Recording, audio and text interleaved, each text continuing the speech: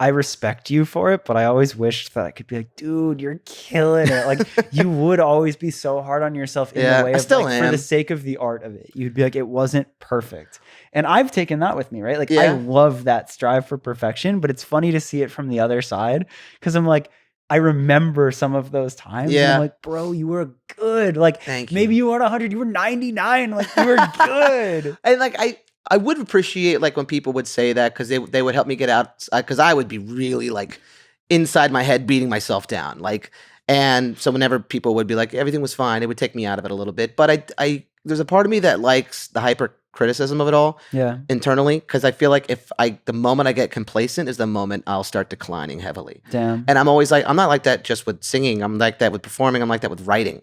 Damn. Like if the next album's not, if I don't think the next album is better than the last album, then I am failing, and maybe it's time to start thinking about another career. Holy fuck. Yeah, like, Jesus, it's like that. It's like that for me. And like I need to be continually progressing. So then like do you feel an insane amount of pressure when you're writing these albums? Dude, like the amount of pressure is insane. And it's not just coming from my own pressure. It's like external pressure. Like I don't know if you do this, but sometimes will you disadvantage yourself to help other people sometimes? Yes. Like, so I had a vocal injury for a whole tour. I don't know if I talked about this in the last time we did this. I know, but I don't think in depth. A lot of people don't understand how hard you have to work for money in this industry and how hard you have to work for money for other people in this industry. And so many people want to jump to conclusions and be hypercritical about all these things from the outside looking in.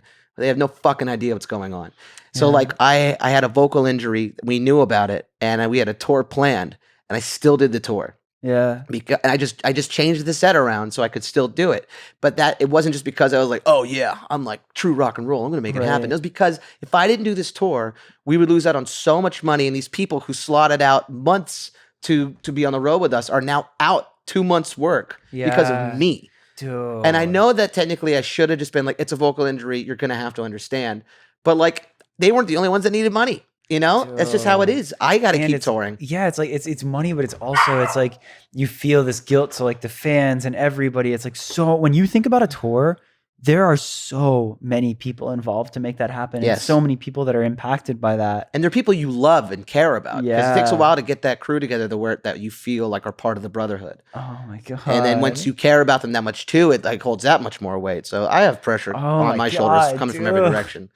It's crazy. The more I talk to you and the more like, especially in podcast format, as we talk about it, like I maybe didn't ever realize just how much you processed it all. Like, I think you've done a pretty good job of like, I don't see that side of you, right? Like, it's always just like, oh, yeah, Cody's got it. That comes from high school. I credit Kevin Ford and Robert Barfield from Tarpon Springs High School so much for how I try to handle anything involving like a leadership role. Cause we took like leadership classes and I remember there's like, I had a bad day and I was wearing it on my face but I was supposed to be like the clarinet section leader. And he goes, what do you think they think of you when you do this? And I was like, fuck, whoa. Dude. And he goes like, you look like if you look like you're having a bad time and you look weak, then they're going to think that it's okay for them to do that as well. And you need to set the example. When you're at your worst, act your best. And I was like, whew. But he would drop knowledge like that constantly. Like there are no shortcuts to success thing originated from Tarpon. My dad knew how much it meant to me and used it with me. So that's where like there's so many quotes and like lessons that were taught to us back then that I've carried with me. And holy crap. How hard you have to work, how rehearsals have to be run. Like you have to like he told this story. It's a brutal story, but I kind of love it. I'm going to be paraphrasing because I was told very long ago, but there was essentially this guy that he was like already a successful horn player, and he came into a college to give like a master class and teach these people how to play. Yeah. And he goes, I'm going to tell you everything I know because I'm not afraid of you. You're not going to outwork me. You're not going to outplay me. I will give you my entire recipe and you'll never cook it like I will. Jesus like Christ. Essentially like that. But like that's how he was, because this is something he said to me as well as when I was about to leave college and start working on clarinet. So the best of all time to me is Eddie Daniels. He's my favorite. And he goes, "How are you feeling? You feeling prepared?" I was like, "Yeah, I think that I can stand close to like my peers at my college. I think that I'll be able to hopefully stand out there when I'm playing." He goes, "You think that's your competition now?"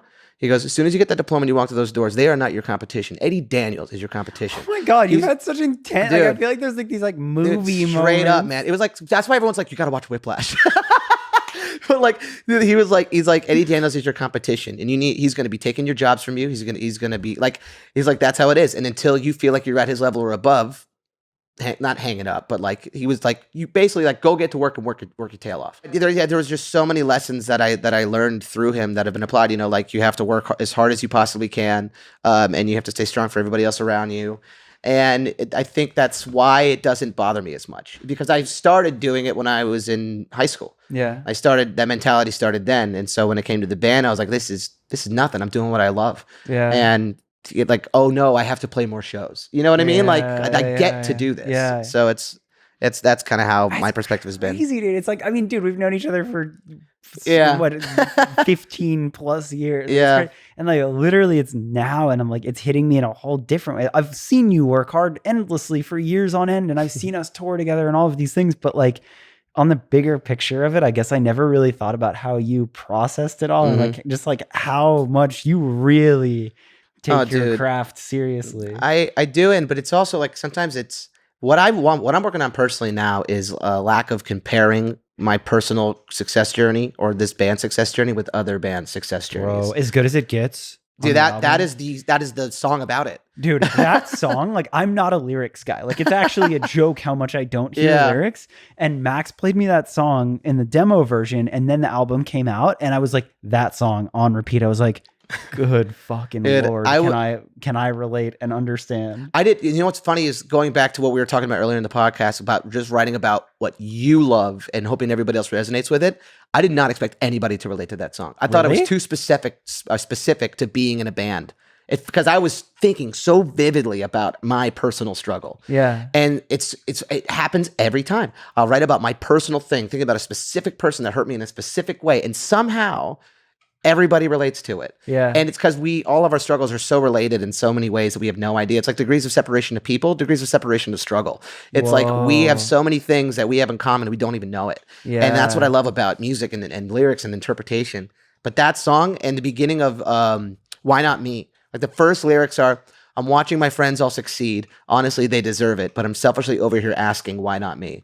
But that's so crazy because, like, clearly you have to recognize the success now. Like, I do, but I will always feel like we should be further than we are.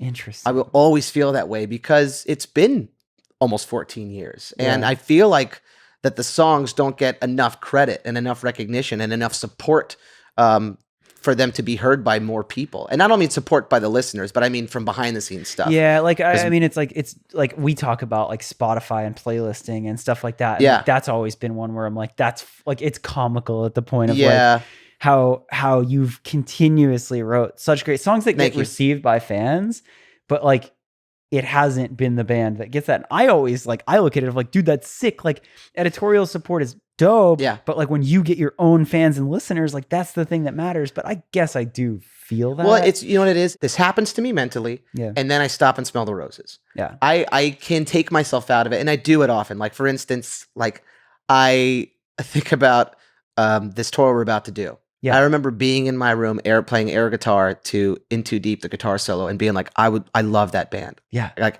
and seeing Simple Plan on TRL, and I'm just like, this is amazing. Mark Hoppus is vouching for these guys. This is so cool. Who are they? I want to do that. Yeah. And now I get to go on tour with them, and we're the only other band on tour with them for that leg. Yeah. Like it's really special to me. And I look at it, I'm like, I'm living in an apartment in a city I've always wanted to live in, and my dream is paying for my bills right now. Yeah. And like I look at it through those lenses, and a 15-year-old me got to see what I was doing right now. I think he'd be pretty stoked for me.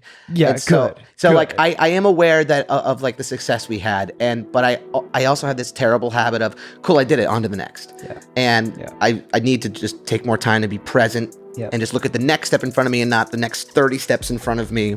Hey, it's Andrew, the host of Where Are All My Friends. I hope you liked that clip. If you did, the full episode is out now. You can watch or listen to it anywhere where podcasts are available and probably wherever you found this clip. So go check it out.